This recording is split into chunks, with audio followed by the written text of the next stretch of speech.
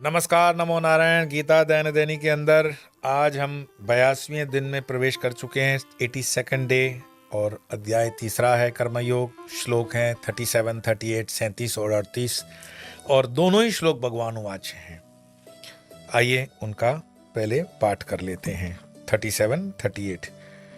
श्री भगवान उवाच कामैष क्रोधैष रजो गुण समोद्भवः महाशनो महापाप्मा उदहेन्महि वैरिणम् धूमेनाव्रियते वह्निर्यथा दर्शो मलेन च यथोलभेनावृतो गर्भस्तथा तेनेद्मावृतम्।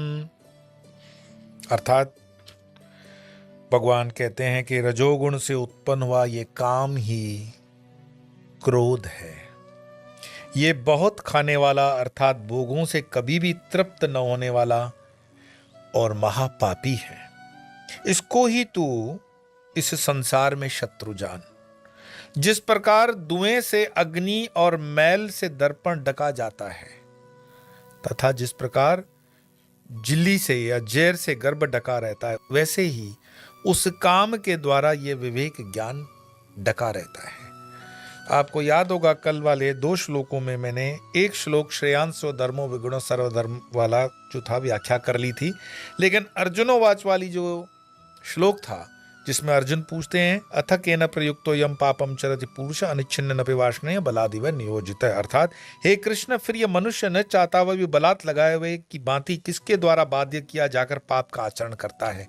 आप देख रहे हैं भगवान कृष्ण ने उसका उत्तर इस श्लोक में दिया जो आज हम 2 कर रहे हैं कि जिस प्रकार धुएं से अग्नि और मैल से दर्पण मतलब शीशा, मिरर ढका हुआ रहता है, और जिस प्रकार झिल्ली से गर्भ ढका रहता है।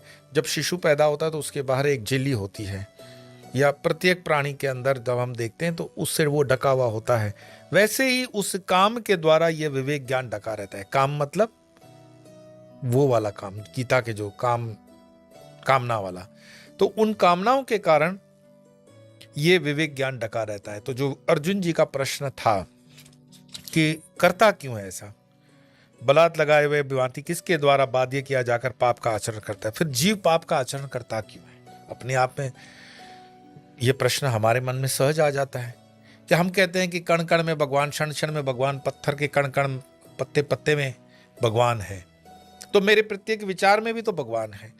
तो क्या मेरे प्रत्येक पाप कर्म की अगर भगवान को जानकारी है, तो क्या मेरे प्रत्येक पाप कर्म की जानकारी वाला भगवान मुझे रोक नहीं सकता पाप करने के लिए? नहीं। भगवान ने एक फ्रीडम दिया है, फ्री विल, जिसको फ्री विल को हम कनेक्ट करते हैं विवेक से, डिस्क्रिमिनेशन ऑफ माइंड। और यहां उसी की वो बात कर रहे हैं कि ये जो काम है ना, लस्ट, ये काम ही उसका कारण है कि आपके विवेक को, विवेक ज्ञान को ढक देता है। हर नहीं लेता है, नाश नहीं कर लेता है, ढक लेता है। ये कैसे? और उसको स्पष्टता से समझेंगे जैसे मानो हम किसी हाईवे पे जा रहे हैं, पहाड़ है थोड़ा सा, और अचानक से धूल की एक आंधी चली और हमारे जो आगे का शीशा है गाड़ी का, उस पर वो कण गिरे और थोड़ा सा उसका विजन कमजोर हो गया, हमें आगे दिखाई नहीं देता। तब हम क्या करते हैं? बारिश के थोड़े छींटे भी गिर गए, अब तो और भी दिखना बंद हो गया, तो हम क्या करते हैं? हम वाइपर चलाते हैं, और उस वाइपर से हमारा रास्ता साफ हमें दिखने लगता है।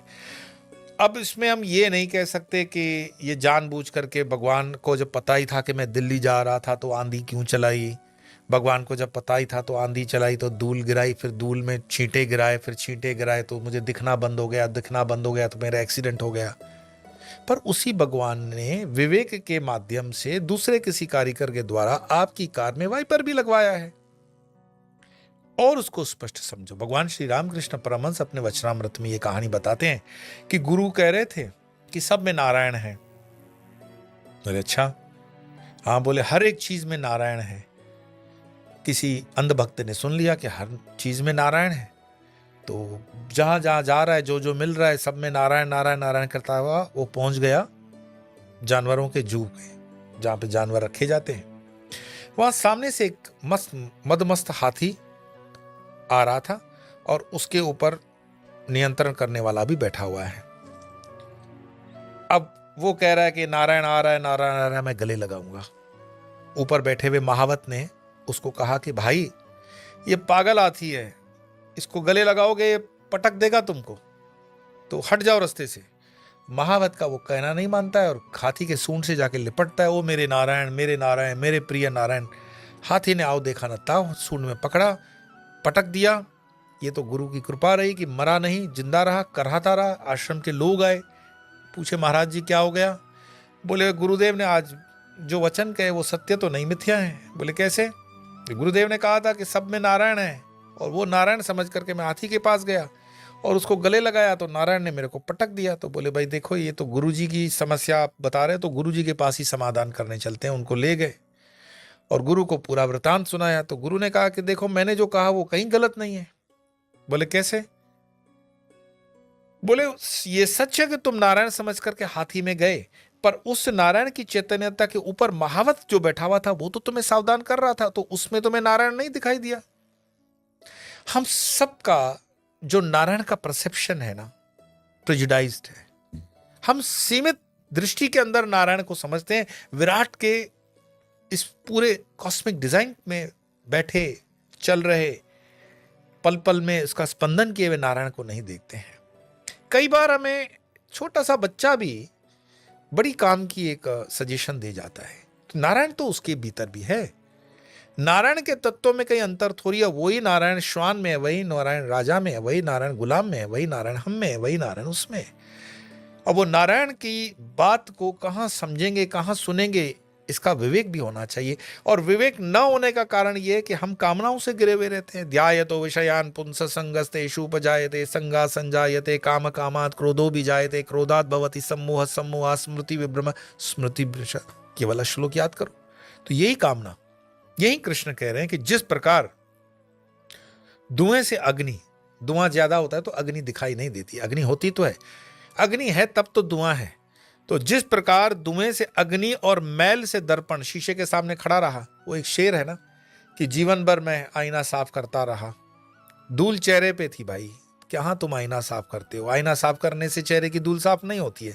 लेकिन यहां बता रहे हैं कि मैल से दर्पण ढका जाता है, तथा जिस प्रकार झेर या झिल्ली से गर्भ ढका रहता है, वैसे ही उस काम के द्वारा यह विवेक ढका हुआ रहता है। इसीलिए हम पाप करते हैं, इसीलिए हमें वो पता नहीं पड़ता है। और फिर रजोगुण से उत्पन्न हुआ ये काम ही क्रोध है। ये बहुत खाने वाला, अर्थात भोगों में कभी भी तृप्त, ययाति वाली कहानी आपको पता है। कई पीढ़ियों की जवानी ले ली कि मुझे भोग करना है, भोग करना है, भोग करना है। कई पोतों पोतों को खाता गया। वो भागवत की कहानी है। फिर भी वो तृप्त नहीं होता है, और लास्ट में जब उसे ज्ञान आता है कि कितने साल निकल गए।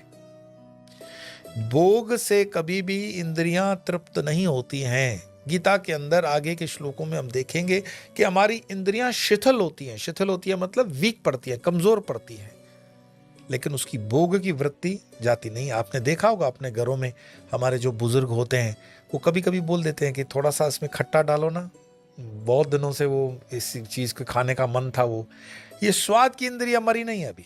कभी कभी वो कहते हैं कि पेट बहुत खराब है, हजम नहीं होगा, डॉक्टर ने मना कर रखा है, बिल्कुल से अल्सर से अंदर, फिर भी आज थोड़ा तीखा बना दो, आज मन है थोड़ा फीका खा के परेशान हो गया हूं।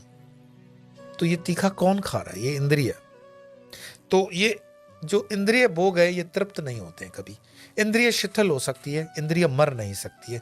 और यही इंद्रिय फिर उसका प्रोग्रामिंग करते जाएंगे, जब आगे वाला शरीर भी लेते हैं तो उसमें भी ये लक्षण मिलते हैं।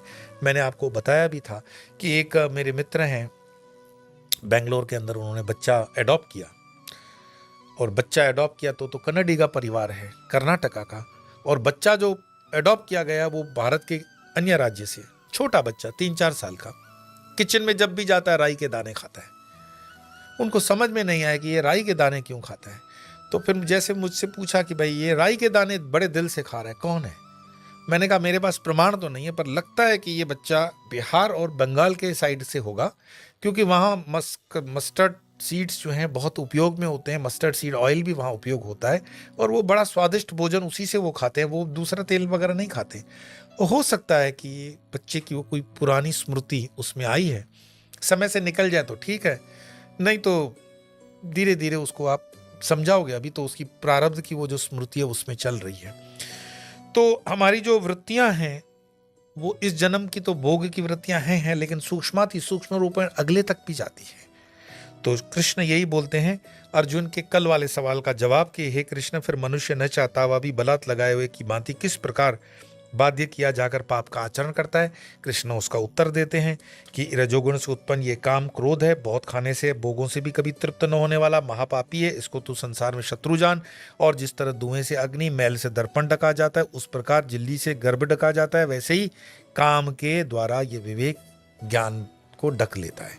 तो अपने विवेक को जागरण करें। और विवेक का जागरण कैसे होगा कि गीता का एटलीस्ट स्वर सुने, उसका प्रैक्टिस करें। आप जो सुन रहे हैं उसको आगे भी पहुंचाएं। 2-2 श्लोक की ये एक्सरसाइज करते करते हम पहुंच ही जाएं। 80 दिन की यात्रा तो हो चुकी है, आप देख रहे हो 82वें दिन में आ चुके हैं और बहुत जल्दी 31 दिसंबर पर ये गीता पूरी पाठ हो जाएगी। आप स्वस्वरा बोलने भी शुरू करोगे और समझना भी शुरू करोगे और आपकी गीता का इस तरह प्रारंभ भी हो जाएगा। तो कंजूसी न करते हुए इसको आगे भी वितरित करेंगे, ये निवेदन आपको मैं कर रहा हूं। तो आइए समाप्त करने से पहले 2 श्लोकों का पाठ करते हैं और विराम लेते हैं। श्री भगवान उवाच कामैष क्रोधैष रजो गुण समोद्भव महाशनो महापाप्मा वदयेन्न हि वैरिणम् धूमेनाव्रियते वह्निर्यथा दर्शो मलेन च यथोल्लभेनावृतो गर्भस्तथा तेनेदमावृतम्। तो आज इतना ही, कल फिर मिलेंगे। नमो नारायण।